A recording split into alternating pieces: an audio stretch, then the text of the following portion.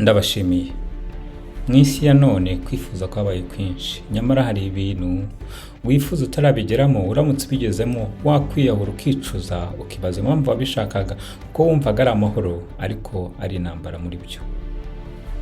Dore ibintu 5 utamenya utarabigeramo, kabone niyo warize wararangije doktora ukarenzaho na professor ye.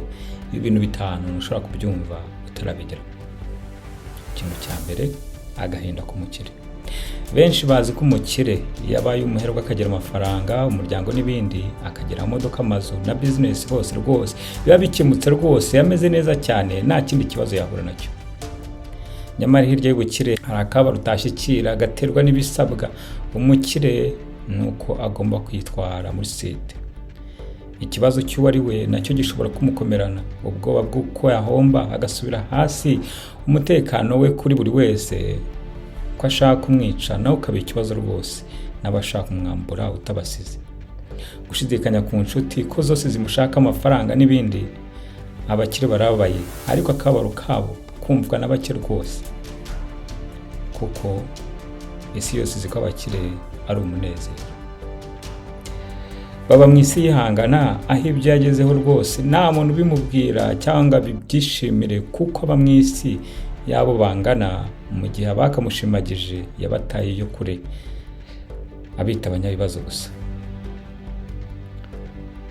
Mu bukire mubona hari igihe haba hihishe agahinda, ishavu, gushidikanya n'ubwoba bw'ahazaza ndetse n'abamukikije.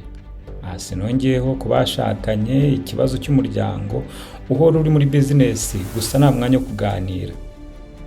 Abana bagahinduka ibirara, ubusambanyi bukawutaha, indangagaciro zikimuka, bagatahira gusa kuvuga indimi z'amahanga. Ari nako ababyeyi baryana babara bati nidukora divorce azatwara ngahe, iriya business ni uzayitwara, ariya mazu nzafata 5 ayanjye n'ibindi.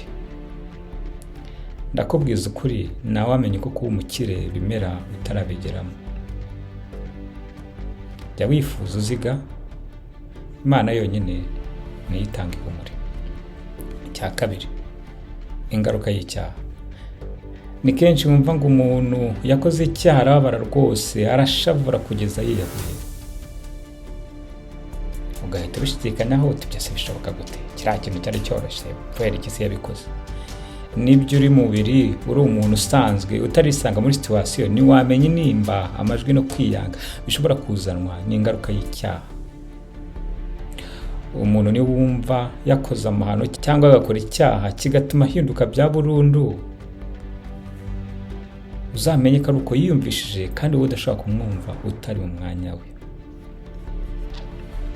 Cya gatatu, kuba icyamamare cyangwa umusitari. Mu isi ya none rwose buri wese arashaka kumenyekana, kwamamara rwose bihambaye. Nyamara benshi muri twe ntituzi ikiguzi cyo kumenyekana icyo kigura. Ndabizi ni wabyumva, kuko nkuko twatangiye, ibi ni ibintu utamenya utaragera mu rukweto rw'umusitari. Hari abasitari benshi iyo bamaze kubarenga bahitamo kwiyahura. Biba byagenze bite? Mu ntangiriro yo kwamamara biraryoha rwose, ndetse abantu barakugana ari benshi bagushakaho bwamamare, amafaranga na stati. Ni nako nawe ushyiraho gahunda ko gushaka guhura nawe wese asaba randevu.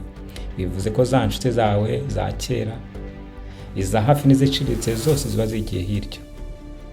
Abasitari benshi bahita banahindura rwose, bagahinduka bikomeye, identite yabo bari bafite bakayiyambura bakayita, ukaba utamenya niba uwo muntu ari umwamenyanye kera. Uko imyaka ishira ariko niko icyamamare kibona neza ko ntacyo kitiyizi. Azasanga amukikije bose nta n'umwe umukunda by'ukuri, ahubwo ari opportuniste bamubonamo amafaranga, stati n'ubwamamare. Bashaka ko akora nk'umutima mu makontara atarangira. Nta witaye ku buzima bwe, yarwaye byonyine abamugiraho n'imbarwa, kuko bamuvuga cyane mu itangazamakuru n'amaherera. Abagakwiye kumusura nta kindi bamuca, abo mu muryango cyangwa inshuti bose yabataye inyuma kuko yabaye umusitari. Ibintu bikomeza kuba bibi, akabona nta muntu umukundira uko ari, ahubwo bamukundira ubusitari bwe. ba bakobwa benshi beza y'ibishongore beza cyane rwose ba misi, agera akabarambirwa akajya mu isi yo kwigunga, aho yisanga wenyine, rimwe na rimwe depression ngo mutahe. Ndakubwiza ukuri, kuba umusitari si ikintu nubwo biharanirwa na buri wese. Iyo icyamamare bikiganje, amahoro akabura, kinjira ibiyobyabwenge ngo kirebe niba amahoro y'uwo kiri cyo byanyabyo yaboneka. Yinjira mu rugamba rumwe rwo kurwana ngo akomeze ari icyamamare, atinya ko yasubira inyuma, agasaba uwo yimye cyangwa yanze gusura kubera ko yari umusitari.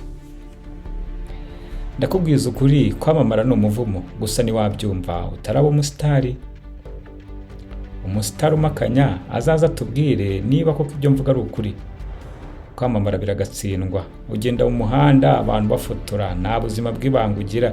Iyo ufite icyo udashaka gutangaza, amahoro arabura rwose, rimwe na rimwe kikajya hanze, kikiyongera mu kabaro ko kwibura rwose no kubura abagukunda by'ukuri, nyirabakangaza ngo mutahe. Icya kane, umugabo wabyaye cyangwa wareze agasanga umwana atari uwe. Mw'abantu mu rukundo ruraryoha rugashimisha cyane iyo ufite umwumvikana kandi mwizerana. Abagabo bagira ibibazo byinshi, ariko gutereta rwose ukarongora, ariko ukabeshwa ko wateye inda, ukarera rwose umwana akagera agakura, cyangwa se niba akivuka ukasanga umwana si uwawe, ni ikibazo gikomeye ndetse ntushobora kubyumva rwose. Si umwana ubabaje, ahubwo n'urukundo wabeshwe ruba ruhindutse imfabusa rwose. Umugabo wenyine byabayeho niwe ushobora kukumva, kandi nawe si neza, kuko wenda amateka yabo mwakundanye aba atameze kimwe. Cya gatanu, intimba yo guhemukirwa. Uwahemukiye we niwe wenyine ubizi, ushobora kumva uburemere bw'intimba ye. Utari uwahemukiwe nta kintu wamenya, kuko agaho kari ku wundi. Umunyarwanda yarawuciye ngo burya karahandurika. Nugira amahirwe yo kumva uwahemukiwe, uzamubwire mu ijwi rituje uti ndabizi ko nakumva ndetse nanakumva uko bikuremereye, ariko ndasenga Imana iguha umutuzo, ntuzongere ho ibindi. Niba ufite ibindi wumva utakumva utarabegeramo, twandikire muri comment. Niba uri umusitari cyangwa umukire, tuzishimira kumva utubwira niba ibyo tuvuga ari ukuri, cyangwa se natwe tutabyumva nk'uko tutarabigeramo cyangwa tutarabibamo. Kora share, subscribe na like, ntuzajye ucikwa n'ibiganiro nk'ibi. Murakoze.